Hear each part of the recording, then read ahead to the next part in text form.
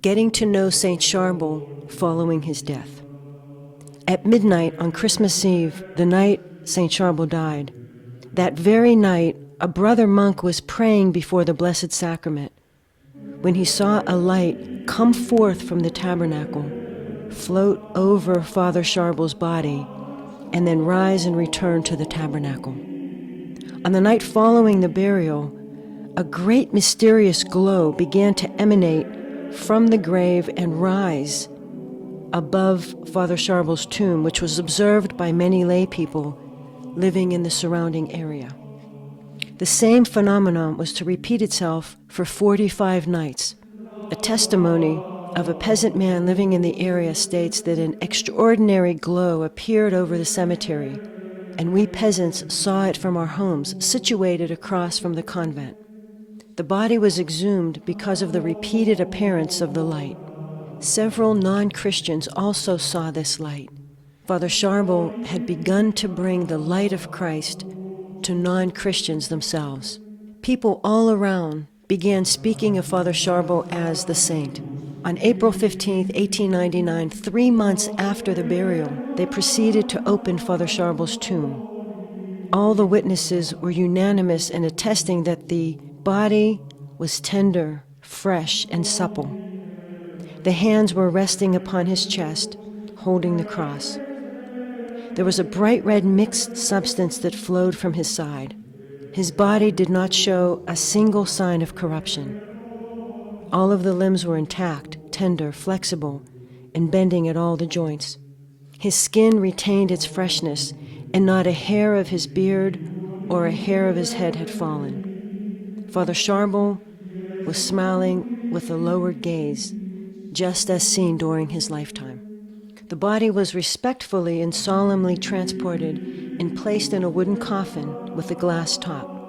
It was placed in the monastery where crowds were able to come and file past it day after day for 27 years. Beads of perspiration were flowing and glistening from all the pores of his body. Clear blood mixed with water was slowly trickling from his side. The monks were obliged to change Father Sharbel's blood-stained habit a minimum of twice a week. More and more extraordinary graces were being obtained, and people from all over the world began flocking to this small village in northern Lebanon. Several doctors had an opportunity to examine the servant of God, Father Sharbel. One of the most famous doctors in Lebanon had an opportunity to examine the body 34 times over a period of 17 years.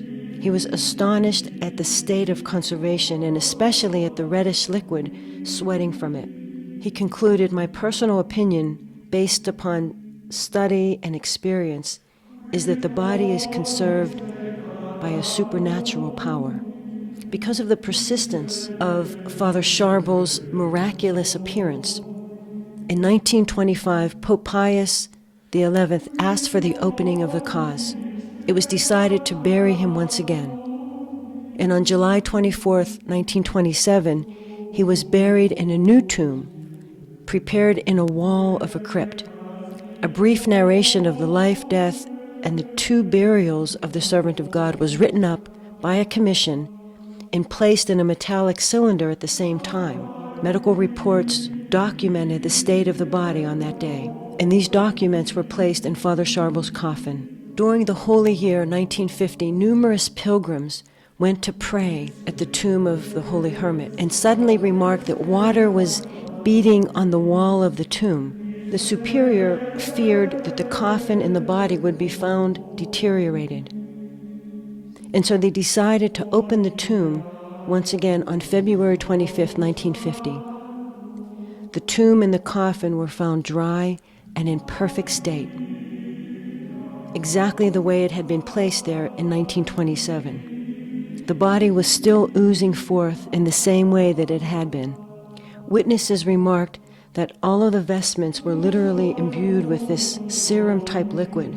However, the body was preserved. It was supple, warm, arms and legs could be bent.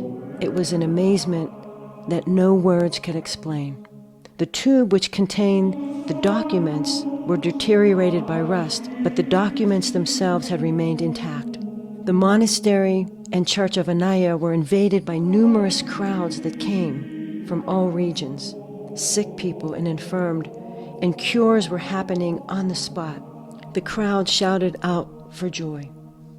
The body was placed back in a coffin in the cave, and this time was secured with cement for fear that enthusiastic people might come and seize the coffin and the body, and therefore it was cemented up into the wall.